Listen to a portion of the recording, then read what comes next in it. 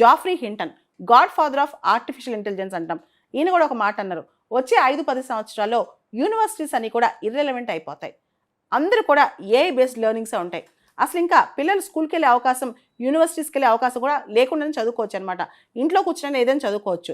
Artificial ఇంటెలిజెన్సే ప్రాపర్గా మనల్ని అర్థం చేసుకుంటూ మనకు ఒక ట్యూటోరియల్ ఇవ్వగలదు అనమాట. అలా అన్ని సబ్జెక్ట్స్లో ఇప్పుడు చాట్ జీపీటీ, జనరేటివ్ ఏఐ, తర్వాత ఇప్పుడు వచ్చే టెక్నాలజీస్ ఇవన్నీ కలిపితే మనం అత్యద్భుతమైన ఏఐ యూనివర్సిటీసు, ఏఐ స్కూల్స్ రాబోతున్నాయంట. దీనికి సంబంధించి లింక్డ్ఇన్ CEO రీడ్ హాఫ్మెన్ కూడా ఇదే వ్యాఖ్యలు చేశారు.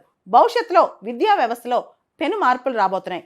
ఆర్టిఫిషియల్ ఇంటెలిజెన్సే విద్యా వ్యవస్థని ముందుకు నడపబోతోంది. ఖచ్చితంగా ఇక్కడ మనం ఒక విషయం ఒప్పుకొని తీరాలి.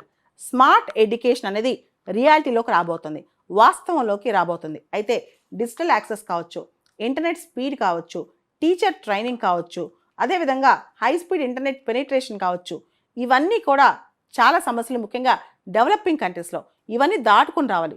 తర్వాత టీచర్ స్టూడెంట్ రిలేషన్షిప్, ఏఐ మన సెన్సిటివిటీస్ని అర్థం చేసుకోలేదు, కానీ ఒక హ్యూమన్ టీచర్ స్టూడెంట్ యొక్క ఎమోషన్స్ కానీ, సెన్సిటివిటీస్ కానీ, వాళ్ళ కల్చరల్ ప్యాటర్న్స్ కానీ అన్నీ అర్థం చేసుకోగలరు అనమాట.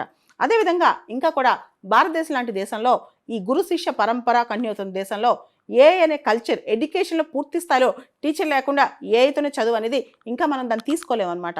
సో ఇదంతా అతి తొందరలోనే మార్పు రాబోతుందని మనకు అర్థమవుతుంది.